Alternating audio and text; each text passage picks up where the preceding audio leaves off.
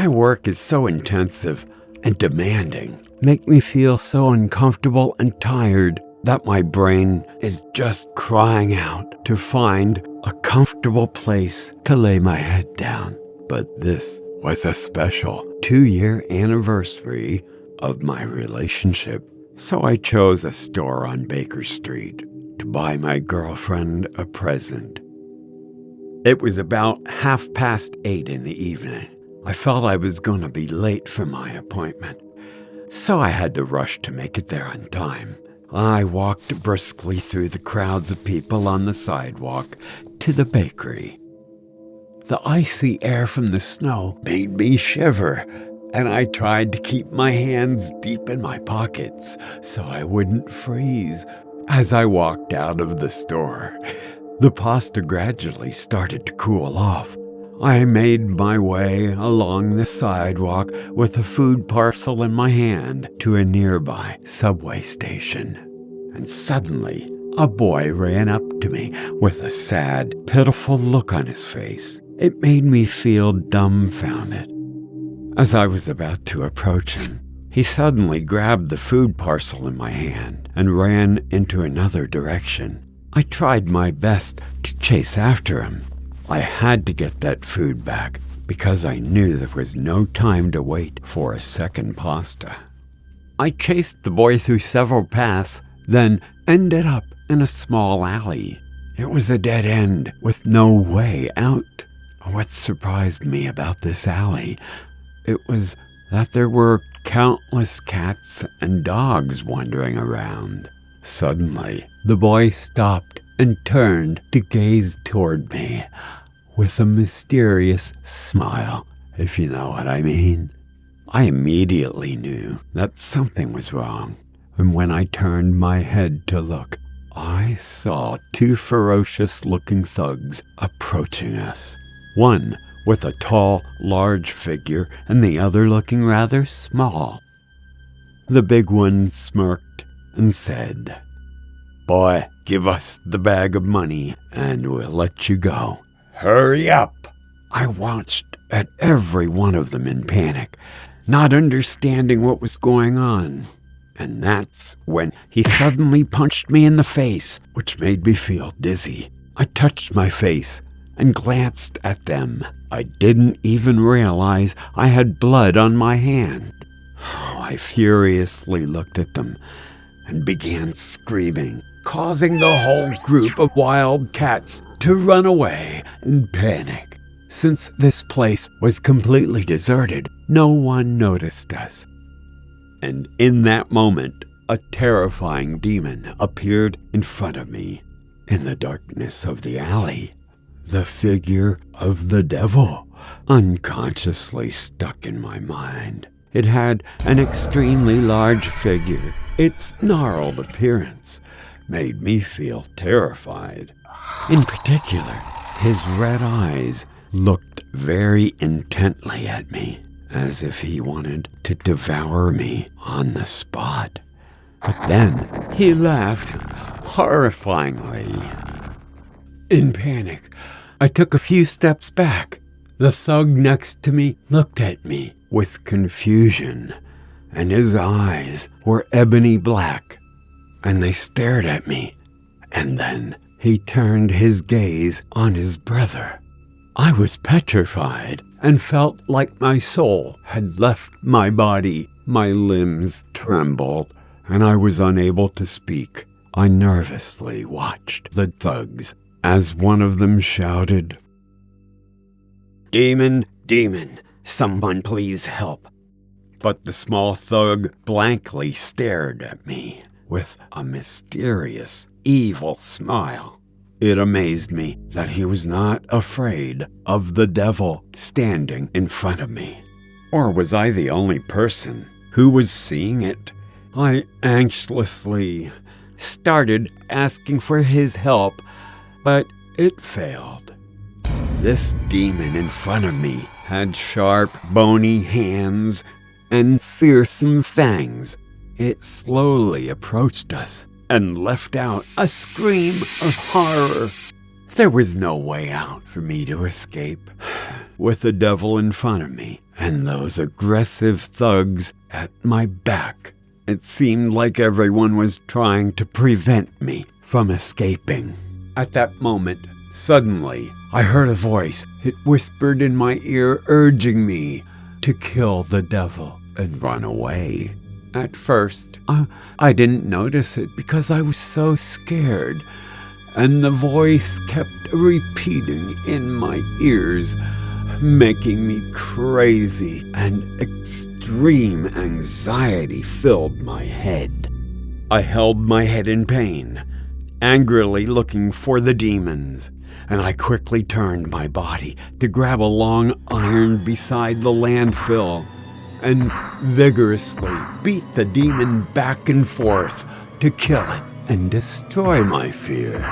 The more I feared, the harder I hit it, revealing the strength and courage I didn't know I had in my body. Although the devil did try to attack me, it ended up being knocked down on the spot, with blood flowing all over the ground. I turned and looked at the little ruffian in horror. His face turned pale, and then he quickly ran away from the alley, leaving me on my own, fighting my own fear. Okay, seeing the demon lying on the ground, I quickly threw the iron aside and ran out of the alley. Right now, I'm in the hospital with that nasty little thug. He is so crazy, as he dared to say, I'm the devil. It seems like he's so obsessed that he's going insane and has now ended up being tied up on the bed by the doctor while I'm being moved to a separate room.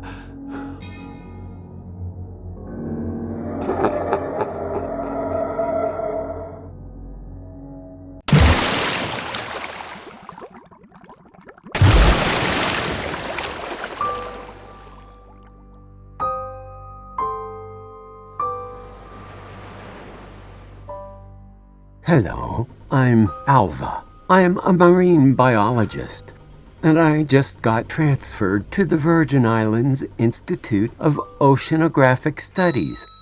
Mattis, one of my new colleagues, was arguably the team's weirdest scientist. He was extremely clumsy, a total loner, often grumpy, and very rarely interacted with anyone. As researchers, we're used to working alone, but Mattis certainly wasn't a team player. He wouldn't tell anyone about his progress or results. I used to think he was a simple, normal guy, but I accidentally discovered his secret, and it definitely changed my mind about him. That day, the director of the Research Institute had asked me to bring a folder to Mattis's room. His room was separate from everyone else's, and very few people from the Institute had any chance to visit with him. And for this reason, most researchers would call it the mysterious chamber. When I got there, I knocked on the door several times, but nobody answered me. Since I was in a hurry, I had no other choice but to open the door with the intention of simply leaving the folder on the table and quickly going out. But the scene that awaited me behind the door instantly made me weak in the knees, and my legs began shaking uncontrollably. The atmosphere in Mattis's office was sinister and gloomy. It's true that scientists are free to decorate their room as they wish to, but the layout and decor were really bizarre. The whole room had been painted black, and the dim lighting was a dark red. After getting used to the darkness, and as I looked around, I saw that an unusual skeleton was set against the wall. Its upper body was very much like a human skeleton, but its lower body looked like a fishtail. Had it once been a living creature, or was it one of Mattis's monstrous creations? This definitely piqued my curiosity, and I decided to get closer in order to touch the fish bones of the tail. But in the obscurity, my hand mistakenly pushed a lever next to the creature, thereby opening a secret door that led to a downward tunnel, and I couldn't help but enter to see where it went. I quickly reached a research lab built at sea level. It contained a large aquarium filled with what looked like sharks, and I assumed this was where Matus got most of his research done. The smell was strong, ammonia-like, and my eyes stung. The walls were made of transparent glass, but strangely, the water inside was pitch black. I really couldn't see much until suddenly a large fishtail slowly started undulating in front of me from behind the aquarium wall. I managed to turn on a lamp set high above my head, but as I looked again in front of me, I jerked back in horror. The tail was, in fact, a mermaid. Was I dreaming? Was it, in fact, alive and real? I put my hands in front of the mouth so as not to make a sound, but the poor creature was tied up with 2 large chains and seemed to be in so much pain. The chains seemed to be lightly electrified. By chance, I quickly identified the generator outside of the aquarium and disconnected it immediately. The mermaid then managed to free herself from the chains that were tying her hips, and she instinctively dashed towards me while growling fiercely. I was so scared by the scene I was witnessing that sweat started streaming down my temples and forehead. As I removed my glasses to wipe off the sweat, I clumsily dropped them on the floor. I got on my knees right away and started searching for them frantically until my right hand touched someone's leg. I immediately heard Mattis's voice, and as I put on my glasses, which I'd finally recovered, I looked up and saw him holding an axe about ready to cut my head off. As he was swinging at me, I dodged each hit by rolling to the side, but Mattis quickly picked up the axe again and tried cracking my skull a second time. All I could think of was that my end was near, and I was ready to die then and there. But in a stroke of genius, I suddenly remembered the sharks and the sound generator that I just developed and was keeping in my pocket. I hurriedly shoved my hands in my lab coat, took out the sonic device, and turned the ring to the maximum level. A few seconds later, the sharks went absolutely insane. They began punching their heads violently into the glass walls and managed to break the aquarium open. As they slid out of the water onto the lab floor, a first whale tore off Mattis's left arm, followed by a second shark that bit off a large chunk of his torso.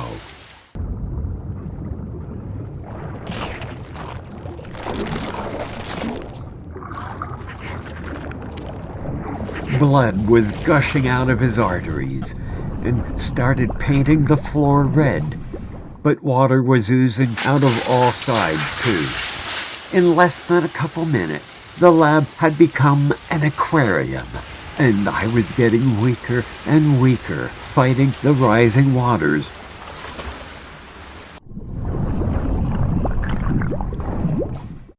I struggled looking for a way out and felt that I was about to drown when a mermaid suddenly appeared before my eyes and dragged me away. Lucky guy, huh? When I woke up, I found myself safely lying on a hospital bed, convinced that the mermaid had saved me. I sincerely hope she returned peacefully and freely where she belongs, in the wild blue ocean. I told this story to my friends and was met with a lot of skepticism. They believe that I was probably saved by dolphins and that I mistook them for the mermaid.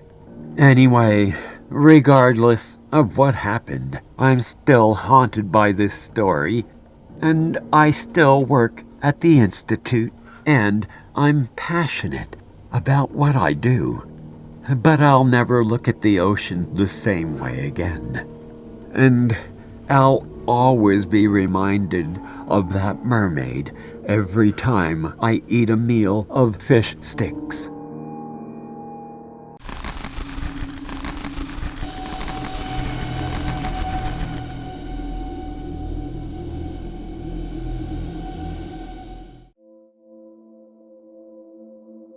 Hello, my name is Iris. I'm just an ordinary taxi driver in America. I got married last year, and this year we're talking about welcoming a little angel to our home. That's why I have to work twice as hard as I did before to give my family the best things possible. That day, after driving a guest from a farm to the outskirts of the city, I was about halfway home. I saw a woman in a red shirt holding a red umbrella and standing by the side of the road, waving at me. It looked like she was in a hurry. I pulled over and offered to give her a ride. The girl in red handed me a small piece of paper after getting into the car. It had the address and directions to where I needed to go. But the address was strange to me. Although I've been working as a taxi driver for more than 4 years, it was the first time I'd seen an address like this. Maybe it was located somewhere on the outskirts of the city. As I had expected, the navigation device told me it would take about an hour to arrive. Throughout the whole trip, that woman didn't say a single word. Everything she wanted to communicate to me was written down on papers. The atmosphere was getting colder, even though I had the air conditioner on to its minimum level. The windows were closed, but every few minutes I could feel a blast of cold air. It was spooky and made me shiver with the goosebumps.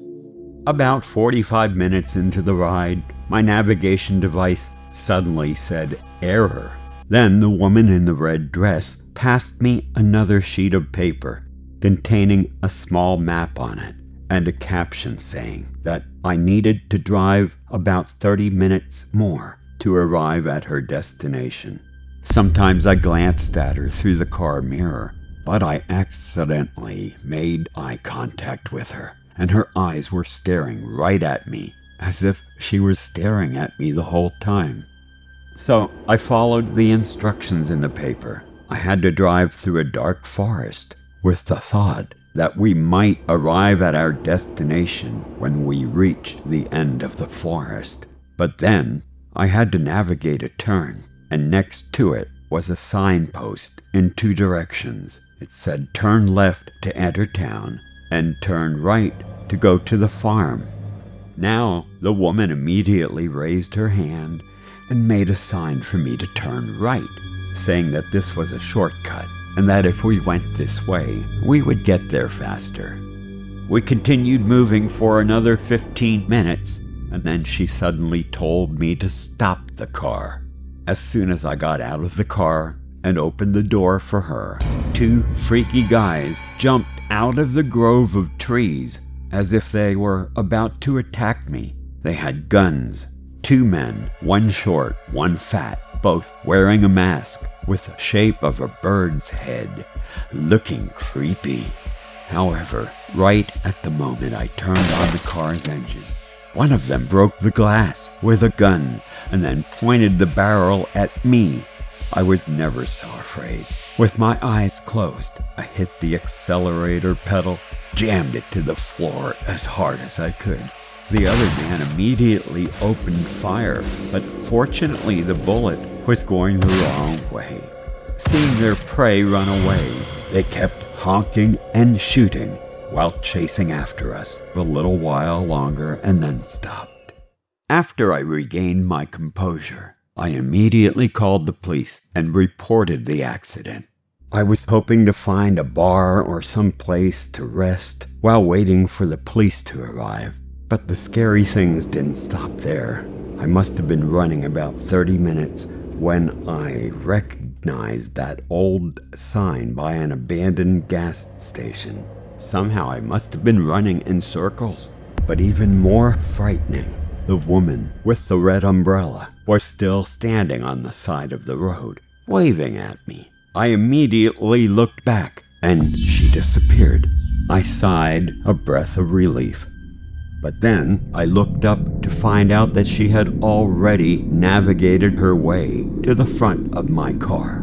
Like a reflex action, I immediately steered the car and crashed it into a tree. I was very startled and didn't know what to think, but it was certainly scary.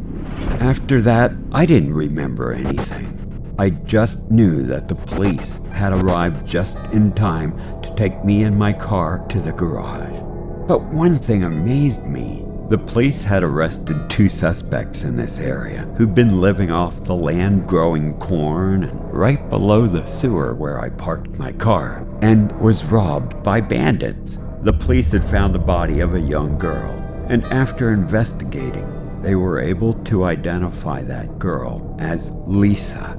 She'd gone missing, lost in this area, about a month ago. Her car died on the road, and it was raining so heavily. She brought an umbrella with her and walked for a long distance. But it was so unfortunate of her to meet these 2 bastards. The story of the girl with the red umbrella has haunted me for a long time. Whenever I'm on the street and see a girl waving at me, I get that sudden feeling of fear and dread. I just can't stop thinking, was this a ghost, an apparition of some kind? And I don't think I'll be taking any late night questionable customers ever again.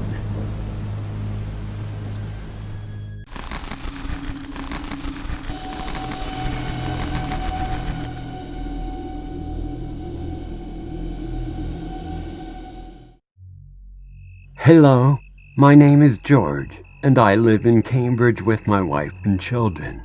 I'm one of the few professional hunters around here. The county forest is quite dangerous, and only a few people actually venture into the woods. A few years ago, there were still many animals in the forest, and we would often bring home 3 or 4 rabbits or even a boar after a single day of hunting. Then we slowly started seeing less and less of them, and we assumed that most of them had gone deeper into the forest to seek shelter. But going so far into the forest is really dangerous. For that reason, I came up with an idea to both safely and efficiently hunt more animals again. I spent quite a lot of money on cameras that I installed in various areas of the forest in order to see where the animals tend to gather and stay. I then set up traps in designated spaces so that I could still make nice catches while staying at home. And since only a few people go into the forest, there was no need to worry about accidentally hurting people. Besides, I monitored the cameras diligently every day in case something unexpected were to happen. My genius method rapidly became quite successful, and in less than a week, I caught a couple of pheasants, hogs, and hares thanks to my traps. My workload also became much lighter. All I had to do was go to the forest early in the morning to harvest the bounty from the previous night and to replace the used traps. By mid-morning, I was home for the day, sipping a cup of tea while watching the cameras. But monitoring the screens soon became a nightmare. One evening, after dinner, and as usual, I sat at my desk with a cup of Earl Grey and logged into the video monitoring system to see if my traps had been effective. However, something unusual caught my attention. At first, I thought it was a deer, but when I looked more closely at the screen, I realized in panic that a little girl in a white dress was standing next to the trap that I had set earlier. How could an adult let a child get lost in the woods so late at night? What parent would do that? Afraid that she would severely injure herself with the trap, I hurriedly put on my coat and ran into the forest. But strangely, when I arrived, nothing was standing next to the trap. She was nowhere to be found. Still, in a state of bewilderment, I suddenly heard a small child giggling in the bushes in front of me. Thinking that she was hiding there, I dove into the shrubs, pushing the branches to the side to try to find her, but I stepped back in horror when I discovered a child's sandal covered with mud, and still no little girl around. My whole body started shaking uncontrollably. Sweat was trickling down my forehead and temples. I tried to reassure myself that I had dreamt of seeing that child, and quickly turned around to rush back home. That night, I couldn't get any sleep. I got out of bed at 3 a.m. and returned to my desk to check the cameras, but there she was again. The same little girl was still playing alone next to the big tree and the trap. Because it was dark, the image was quite blurry. She looked like she had no legs, and a part of her right arm was blurred as well. I got closer to the screen, hoping to recognize the little girl, but she suddenly turned her head towards the camera and stared at the monitor with big gray eyes. I immediately turned the cameras off and went back to bed right away, trying to convince myself I was having visions because I was sleep deprived. The following morning, I took the video footage to the police station in order to find out who that little girl was, but the police officer in charge just shook his head. He didn't recognize her, and no missing child profile in the past 2 years matched her description. I began wondering if it was a prank or if she came from another part of the country. Following my visit to the station, my creepy video of the strange little girl became the talk of the town. Reporters from national television even got interested in the case. And then, a few villagers recalled an event that happened 10 years ago. A little girl about the same age as the one on the camera had been hit by a train while spending the afternoon in the forest with her family. Could this be a coincidence? Everyone immediately started speculating that the little girl on the camera was none other than the spirit of the deceased child.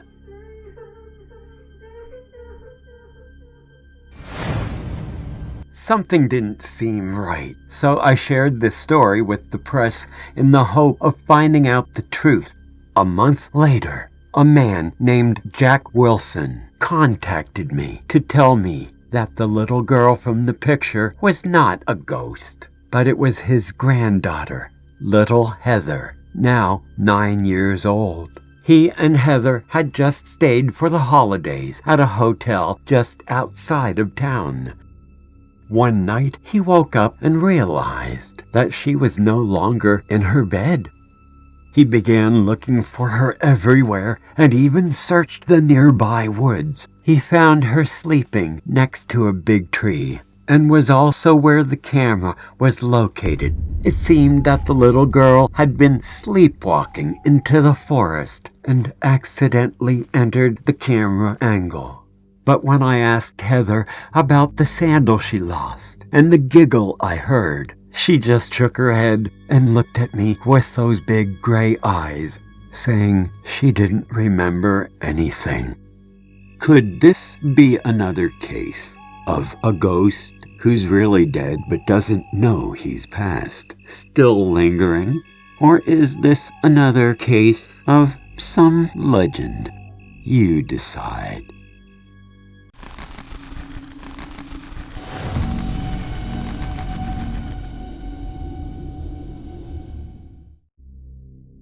Do you believe that there are actual spirits of animals existing in this world? Let me tell you a spooky and bizarre story. My house was near the neighborhood's parking lot. One day, I heard a chilling, creepy cat growl in front of my house. I turned on the security camera to check it out and discovered something extremely eerie. I also did not expect the video to become the topic of discussion in the whole neighborhood. It even went viral on the internet. That day, as usual, when I finished having dinner, I would regularly check the camera before going to sleep. Everything was completely normal until the moment I saw my neighbor's cat named Topsy appeared on the screen. I was surprised to see a shadow of another cat following behind it. There was clearly no cat shadow appearing on the first part of the road before it suddenly appeared when Topsy passed a black car. It was definitely not Topsy's reflection, since the strange shadow of a cat was completely separate and incompatible to Topsy's. At first, I just thought that this mysterious cat shadow could have been some kind of scientific phenomenon, but after a restless night, I decided to show my neighbors, the owners of the white cat Topsy, this bizarre video.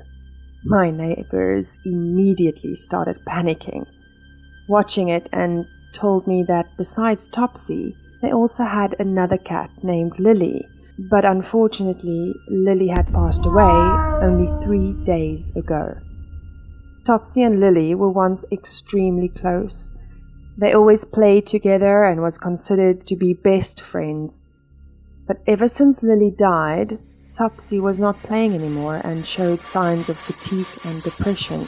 Lately, Topsy started going out at night and would not return back home until early the next morning. Unfortunately, while my son was chatting with his friends on social media, he leaked the video that was cut from the security camera. The video quickly went viral on Facebook, YouTube, and TikTok. There were even a few tabloids that wrote stories about this mysterious cat ghost. My whole neighborhood began to stir. Rumors started flying around about the cat ghost in the parking lot. It did not only become a hot topic of discussion in my neighborhood, the mysterious video also received a lot of mixed comments from internet users coming from all over the world. Some people did not fall for this story of a ghost cat existing in real life, saying it was just a visual effect or a strange coincidence. However, some believed that it was completely possible to happen in real life. One internet user said that all creatures had a soul and thus believed that it was Lily's that had passed away. My neighbors were freaking out, so they went to their backyard garden to pray where they had buried Lily. They discovered that something strange had happened there at the small area of land where they had buried Lily. A part of the ground was opened up. They decided to dig a little deeper and got filled with fear when Lily's body was nowhere to be found. At that moment, unbeknownst to them, their daughter was standing behind them watching all of this. Seeing her parents turn around, looking at her, she ran up to her room as if she was trying to hide something. The couple noticed their child's strange behavior and followed her to her bedroom. But the daughter ran inside and quickly locked the door. No matter what the couple said to her, the little girl refused to open the door. With no other choice, her mother ran downstairs to find the key. When they opened the door, the little girl started screaming fearfully, crying and begging her parents to leave the room as she was curled up in a corner, holding a dirty cloth wrapped up in her hands. It took the neighbor and his wife over an hour to calm their daughter. As soon as she was calm and more relaxed, her mother approached and hugged her tight, comforting her daughter. Father carefully took the dirty cloth that was wrapped up from his daughter, foul smell filling the room. He was shocked when he saw that inside the cloth was the decomposing corpse of Lily, the dead cat. It turned out that the little girl was so upset by the death of her beloved cat, she secretly dug up the body of Lily and hid it in her room. Her parents did not know any of this and admitted that they were too occupied and careless to pay attention to their daughter's feelings, which led her to act like that. Father quickly buried the cat in another corner of the garden and prayed for Lily. The video of the ghost cat is still circulating the web and being talked about. No definite conclusion has been made. However, I believe there are many strange things existing in our world that cannot be explained by science.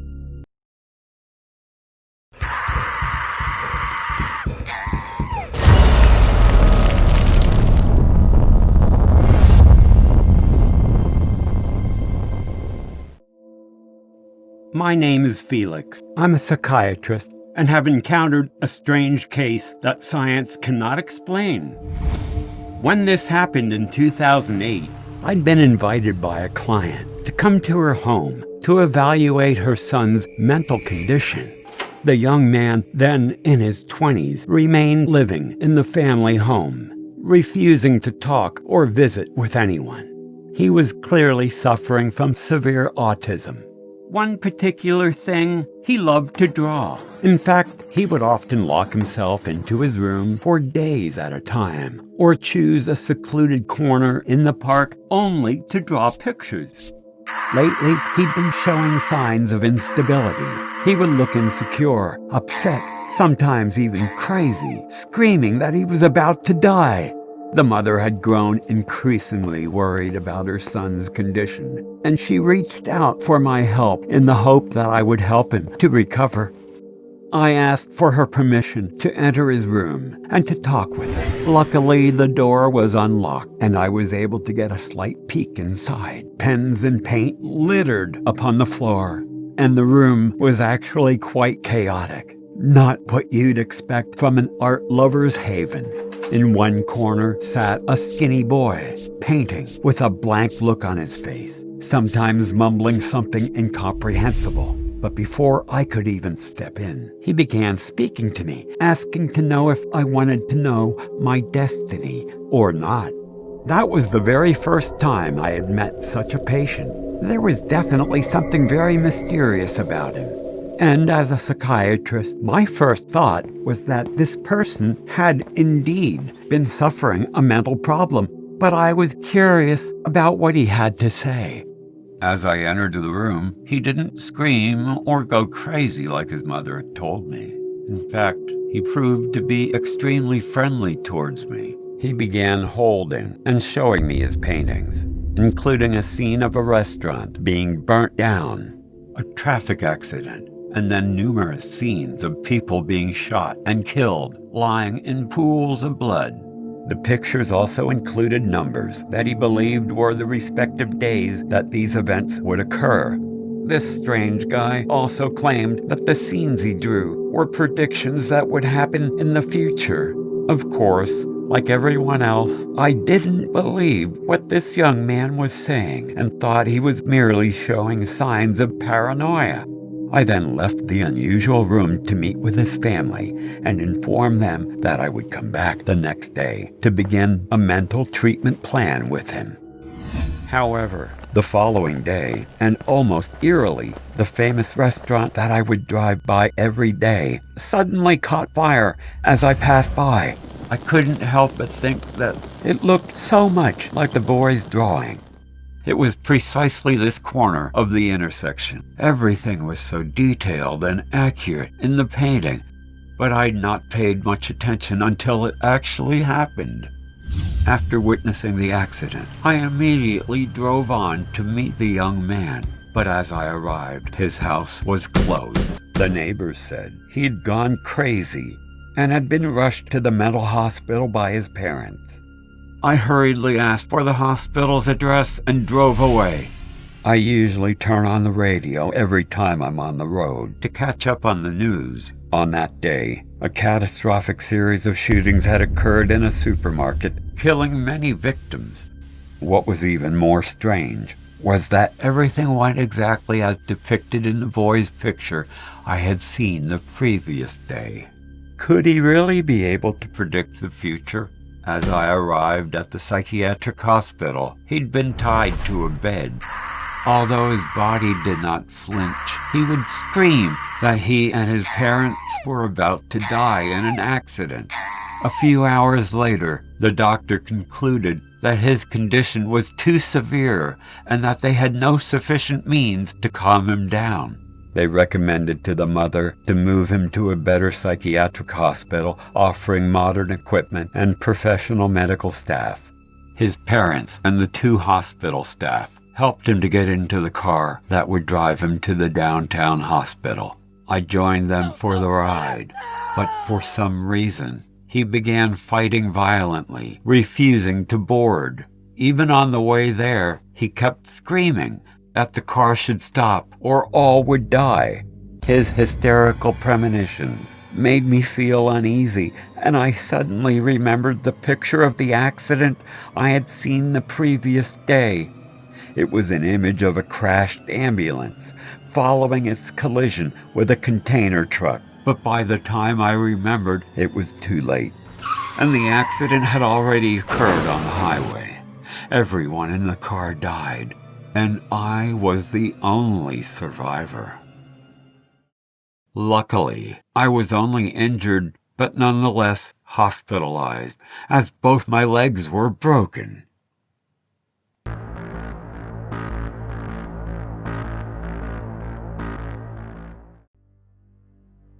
Hello, my name's Alan.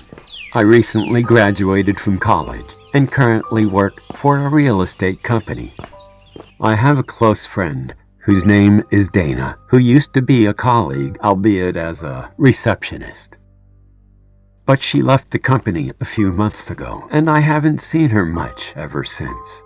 Dana has changed jobs quite often throughout her career. It seems she can't stick to the same job or company for very long. In fact, her record is of 3 months. And her latest venture was to become a full-time food YouTuber. Now, competition is extremely fierce in that field, and it certainly requires hard work, dedication, and stamina. After all, anyone can record food videos and upload them on YouTube. But in order to go viral quickly and be truly buzzworthy, one must offer videos featuring compelling and unique content. Fully aware of the likes and wants of the online community, Dana decided on a highly daring strategy to attract the attention of viewers. Quite a few detractors deemed Dana's channel to be too disturbing and revolting, but she insisted on eating what are considered to be horrific foods. These included snakes, giant centipedes, live eels, pig brains, fertilized duck eggs, various insects, and any unorthodox suggestion made by the audience in the comment threads. Dana's videos immediately attracted hundreds of thousands of viewers, while subscriptions to her channel skyrocketed. Dana became famous almost overnight. People everywhere presented her as the latest YouTube phenomena, and quite a few television channels even featured her in their headlines. Fully committed to her new job and passion, Dana entirely separated herself from the outside world, including her friends and family. As such, I didn't see her very often anymore. All I can remember is the last time we met. She looked really distraught and drained. This had me worried. So after that last encounter, I suggested quite a few times that we go out for dinner. But each time, she turned me down or canceled at the last minute. In the end, the only way I could see Dana was on the live stream. One day, as usual, my phone received the notification for her latest video. After clicking on the link, I saw my friend showing and playing with live octopuses. They were resting on a plate next to a cup of hot mustard, so I figured that Dana might eat these sea creatures alive. After sitting methodically in front of the camera, Dana greeted her audience as usual and proceeded to start her meal. She looked even worse than when I'd seen her the previous month, but after all, I was probably the only one who cared. Everybody else was enjoying the show and excited about the extreme upcoming meal. Dana didn't even cut the poor creature she picked. She just picked it up, put it in her mouth, wide open, as if to say, "Ready and welcome to the whole octopus." Boy, was it alive and kicking. Its tentacles started sticking out from her mouth and clung tightly to her pale face. I couldn't help but wonder how Dana would remove them all in order to swallow the animal whole all at once. Everybody knows the dangers of the tentacles getting stuck in the nasopharynx, and anyone in that situation would look and feel extremely terrified. Everybody knows the dangers of the tentacles getting stuck in the nasopharynx, and anyone in that situation would look and feel extremely terrified. But after eating the second octopus, Dana's expression started changing. Something was wrong, and it looked like she was choking. She tried swallowing really hard, shook her head, turned her neck, but it was obvious that the situation was becoming more and more critical. At some point, she gripped her own neck tightly with her two hands and fell to the ground. Comments from the thread confirmed that certain viewers had also realized that she was choking, and many of them expressed their care and concern, but there were still quite a few trolls and evil comments. Fearing the worst, I contacted Dana's relatives, called an ambulance, and immediately rushed to my best friend's house. I knocked on her door like a mad woman. I ran to the living room where she shot her videos and found Dana slumped over on her chair, unconscious, while the camera was still filming the horrific scene. And there were still hundreds of thousands of viewers who didn't lift a finger while she was choking. Some were simply too shocked and horrified to react, but others would still make idiotic comments or even say that she was paying the price for selling her soul and her palate for easy money. Karma, in other words. Even more horrifying was the scene that the medical staff and I faced when we broke into the house. The living room was filled with rubbish and bugs, food boxes, and containers scattered on the floor and on the counter surfaces. It seems that she simply never threw anything away, and the stench came from the massive quantities of rotting matters. Everywhere you looked, you would see spoiled milk and eggs, moldy baked goods, and fermenting unknown foods. Cockroaches, flies, maggots, mice, ants, you name it. All these creatures were fully at home and thriving in this otherwise nightmarish playground. Basically, Dana merely cleaned up a tiny little area for her video shoots. The ER team immediately took Dana under their care, but unfortunately it was too late. She had suffered from severe respiratory failure and was now in a persistent vegetative state. Her family hasn't pulled the plug on her yet, and I pray every day that she gets better, but I fear that she'll never recover from this dreadful episode. This YouTube thing seemed easy at first, but it put too much pressure on this young woman. Always afraid of the public opinion and imposing revolting meals on herself on a daily basis, she was constantly criticized, and she had totally alienated her family. and she really had no one. In the end, she can only blame herself, but how sad and pathetic it is. Oh well, food for thought, I guess. And I think her last meal sucked.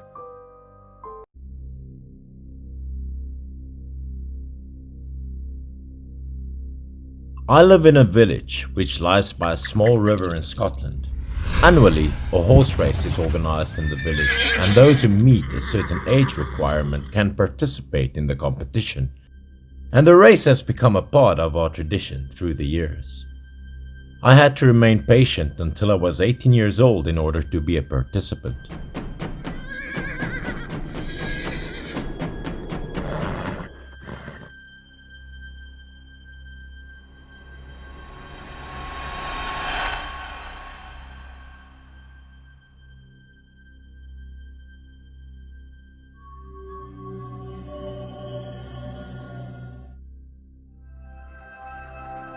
My steed was Nicholas, a horse with flawless beauty consisting of a silver mane and long tail of pure white fur, iridescent, just like the hair of a fairy. But more importantly, he was the horse that I've raised since the age of 10. I had taken good care of him, looking forward to the day that I could finally ride him in the race for the first time of my life. Nicholas was a loyal friend to me, responding to none other than myself.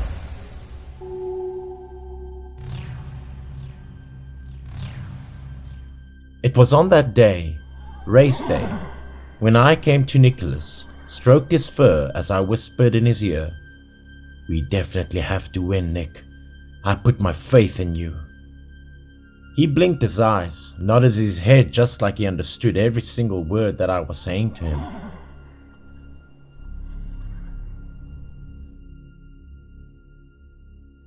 I quickly took Nicholas to the racetrack. Together with me were another 20 young riders my age attending the race. This race, to us, was not just a race, but also a mark of maturity for myself and my competitors. The winner of the race stood a chance of becoming the deputy mayor of the village.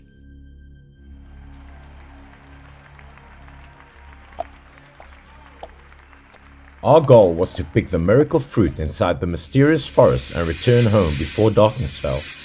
The mere thought of it gave me vigor and motivation to win this race. Nicholas and I stood side by side as the crowd cheered us on. All contestants had to be hyped up. The participants and their horses stood behind a barrier placed below the starting line. The sound of horses breathing anxiously added to the excitement. Then, as the barrier was removed, the race began, and we quickly got onto our horses, heading towards the forest, which was just a few kilometers away. However, unbeknownst to us, peril seemed to beckon in the distance. Nicholas and I got to the edge of the forest as fast as we could. Together we headed to the allocated area to reach the miracle tree, which was located in the middle of a lake.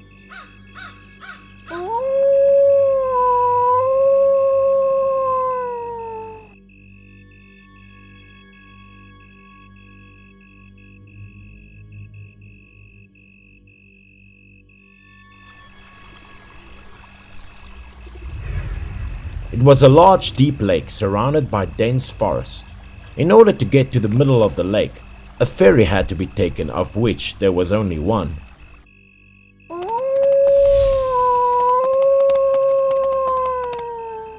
As we moved closer to the edge of the forest, I suddenly heard a long howling sound that sent shivers up my spine.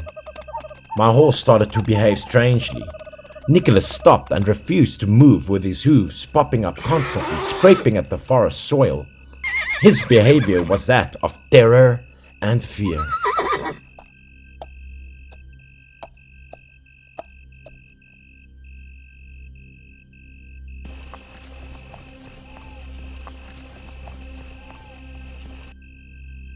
Seeing me standing like that, one of my rivals, who was on his way to the lake, laughed mockingly.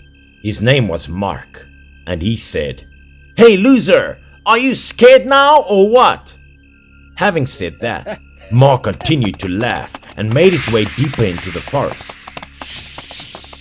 I quickly urged Nicholas to move and chase him down because I refused to give up in the middle of the race.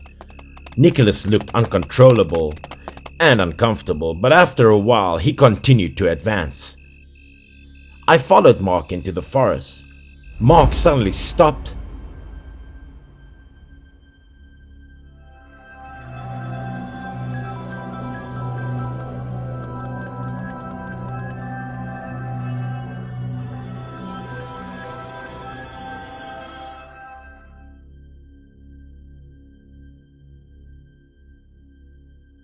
And walked to another white horse nearby.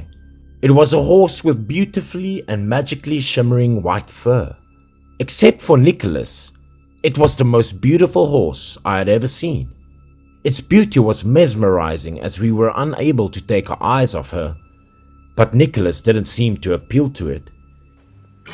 As he kept on whining and jumping up in fear, making us move forward, that horse also didn't seem to respond to its own kind. At first, he howled in excitement as he found himself a beautiful white horse with such great strength. This horse outran myself and Nicholas, Mark still arrogantly laughing at me as they passed us. But soon his laughter turned to fear as he realized that there was something strange about the horse he rode. He wasn't able to control her and kept yelling at the horse to slow down. The horse started so fast that he seemed to be flying. Mark turned his head back and shouted, "Please help me! I can't slow down!" But the horse kept running faster and faster, making it impossible for me to catch up with him. The mysterious horse came to the shore of the lake, bringing Mark straight towards it. Meanwhile, I was shouting, "Mark, get off the horse, quickly!" But he seemed stuck to the horse and was unable to let go as the horse carried him into the lake. I stopped paying attention to the tree in the middle of the lake and turned my attention to Mark instead. The horse went deeper and deeper into the middle of the lake as Mark was struggling, waving, trying to get off the horse.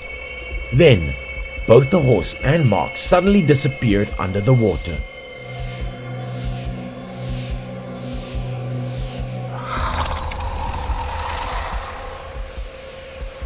A moment later, the horse emerged with a horrible, scary appearance, sharp teeth, black eyes filled with hatred. She wasn't a beautiful white horse anymore. Both her mane and skin turned dark. Her body was covered with algae and green moss in patches, looking extremely disgusting. It was like a corpse of a dead horse that had been laying in the lake for far too long. As the mare rose up, exposing her sharp teeth from the water, she made a horrifying sound.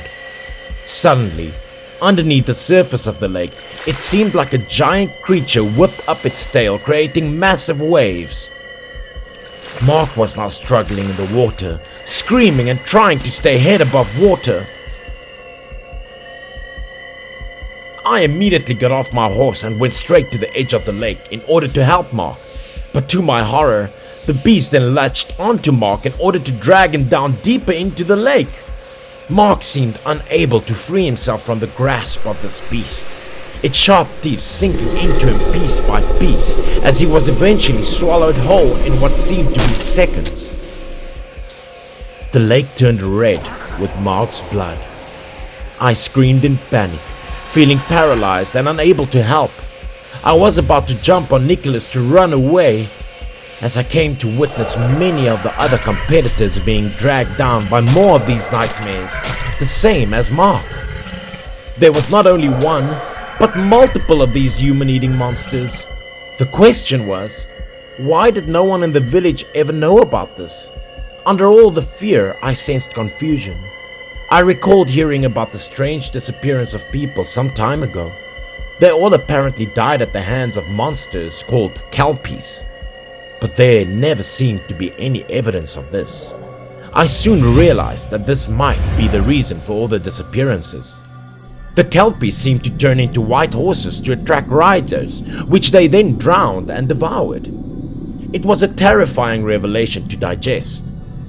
The 3 participants who witnessed this event ran away in fear. Finally, all who were left on the scene was myself and Nick. the mayor's son, who was standing beside me, observing everything. He looked at me arrogantly, saying, "You should be dead too, loser." He smirked and looked at me as I was about to escape the area. Needless to say, I no longer cared about the purpose of this horse race anymore. The rest of the participants were all dead. Nick then approached me, tightly gripped me by the collar and dragged me to the shore, intending to throw me to the beasts. He punched and pushed me into the water. Filled with anger, I asked him, "Knew about this? Huh? Did you? Did you know that this was going to happen? I bet you did." Nick, without resentment, told me that he knew all about this, but wasn't stupid enough to warn any of the others. As I resurfaced, making my way out of the water, I shouted and viciously attacked him. Pulling him in with me, my anger fueled my aggression as I was beating him to a bloody pulp. He tried to get away, but I pulled him back in and pushed him even deeper into the lake. I quickly swam ashore, and as I turned around, I witnessed Nick being dragged down by one of the beasts. It devoured him, making sounds of terror as Nick was losing his grip on life. By now, the whole lake was stained in red blood, spreading all over its surface. I quickly got onto my horse and rushed back towards the village. There were just a few survivors left. Everyone looking at us with surprise and excitement, yet being totally unaware of what had just happened. Seemed to be waiting for the others to return as the mayor angrily looked at me, his eyes filled with hatred and animosity. But what made me feel more disturbed and angry at that moment was the disgusting plan he had for us. Quickly, I decided to step onto the podium and told all the villagers that their loved ones were gone forever, to never return. All because of the lies and selfishness of our so-called honorable mayor. He had hidden the truth about the monsters in the lake and the mysterious creatures that fed on humans. He never shared his truth to anybody but his own son, and many of us had died because of it. Knowing he had been exposed, the mayor fearfully fled into the forest from the angry and confused villagers. Since then, my village had banned people from entering the forbidden forest. However, since that day, I dreamt about being able to ride a kelpie. In my heart, I truly believe that I can conquer this monster horse, and one day I will.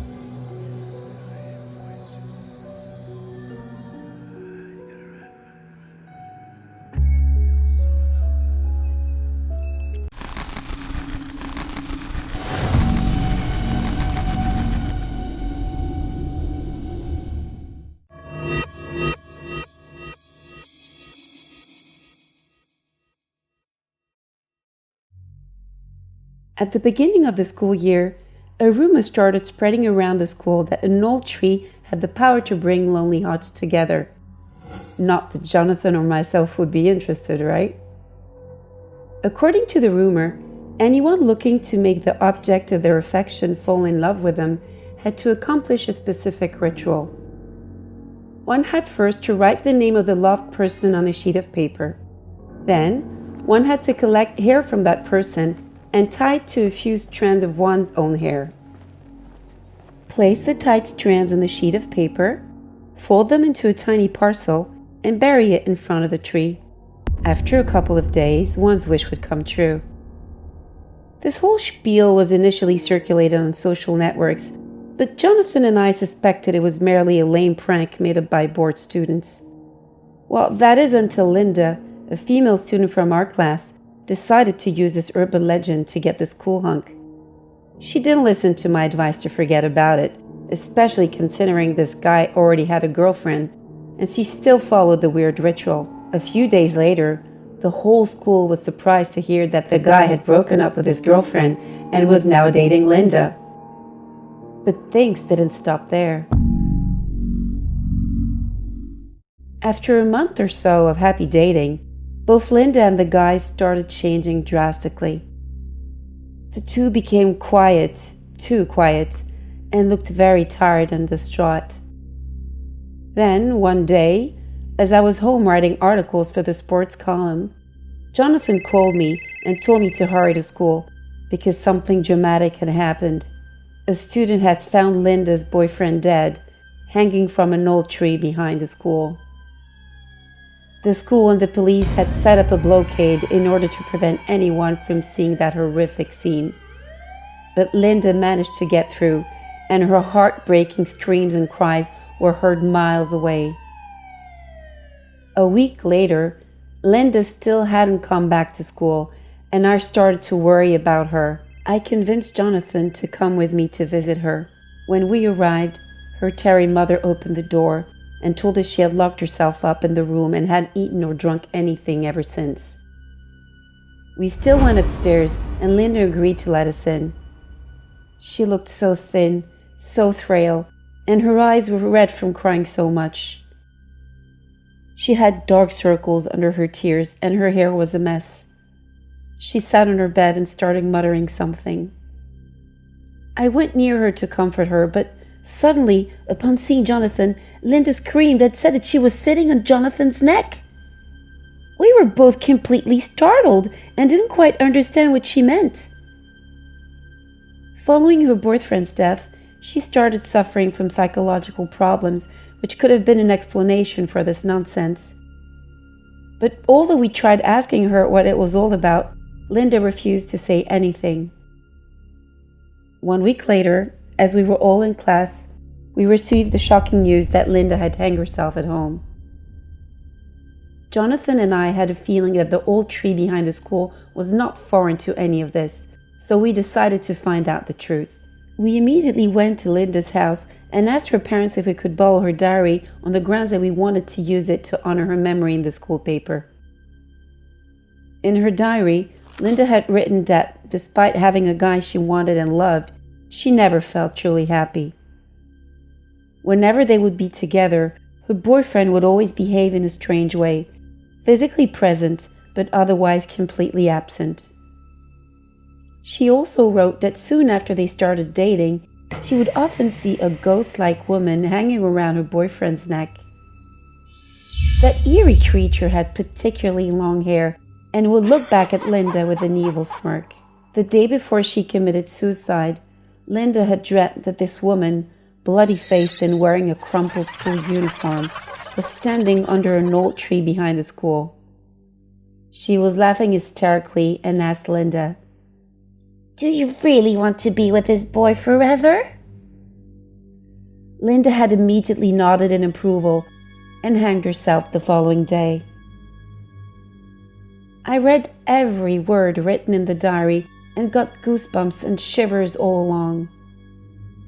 But we were even more intrigued by the old tree and went questioning former members of the school's press club to ask about a possible explanation. They then told us about a sad story that had taken place at our school 10 years earlier. At the time, a popular couple was making the school's headlines. They would meet under an old tree after school every day, and this tree had become the symbol of their love story. One day, out of the blue, they broke up after the guy had fallen in love with the younger student. Heartbroken and devastated, the abandoned girlfriend hanged herself from the same tree on graduation day. Students in school starting a rumor saying that the girl's soul would bless love stories and saw the tree as a sacred and magical one. Young couples would meet below its majestic branches for their first date or kiss. Others would bury tight strands of hair at night or early in the morning before school. It's funny how they seem to have forgotten the terrible and horrific conclusion, and that she hanged herself in the end.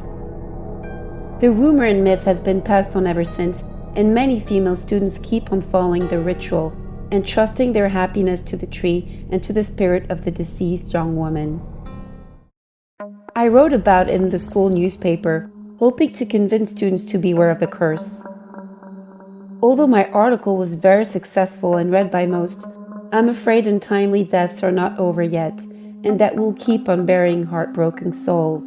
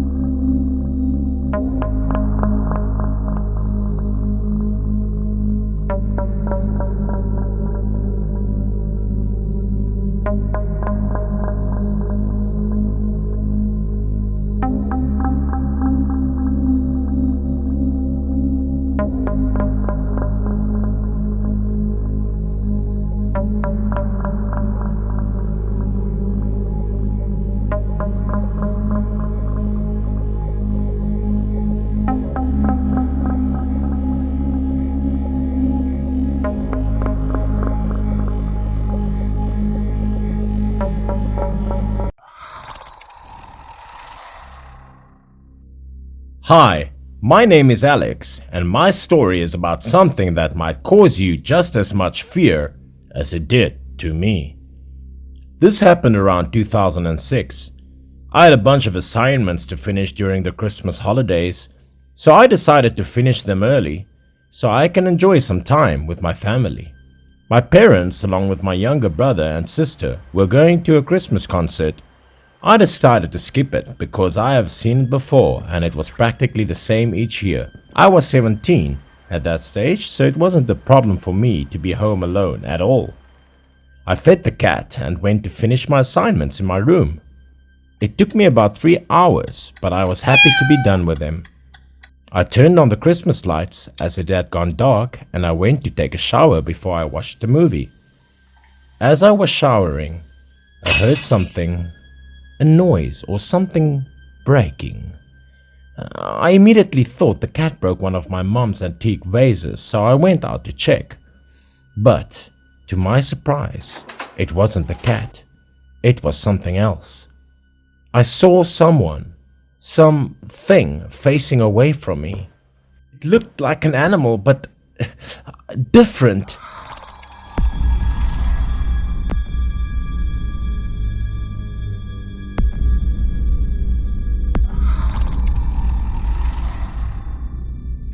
I was beyond terrified and ran to the first room I saw and locked the door. The carpet was so thick, so luckily it didn't hear me run. I then realized that I had locked myself in the storage room. It wasn't a large room, but it kept me safe. My father called on the phone to check in on me, and I told him everything. Luckily, we had phones everywhere in case of emergencies. He told me not to worry as he would call the cops. "Run outside to the neighbors whenever you get the chance," he said. I had a problem though. Since I came straight out of the shower, I had nothing on me. I was thinking of something to do when I heard the thing walking right up to the storage room door. I kept my hand on my mouth as I felt like screaming until I finally heard it walk away. I looked into the boxes and realized that my mom stacked our summer clothes here until the weather got warmer. I got a pair of blue-green shorts and a light blue shirt on. I kept listening to see when it's okay to escape. As I heard that thing go to another room, sniffing for something to eat, I quickly opened the door and ran out as fast as I could. I never looked back, not even for a second. But then I heard it following me. I ran outside towards our neighbors, where they were already waiting for me. Just then, I heard police sirens arrive. They then investigated the house in order to ensure it was safe. It was rather disturbing though. It turns out, the thing I saw was a mutated animal from the Chernobyl disaster back in 1986 close by. Believe me, I was happy to see it go, but I kind of felt sorry for it. It wasn't long until my parents arrived. If I didn't hear the breaking sound that day, this could have been a way different story.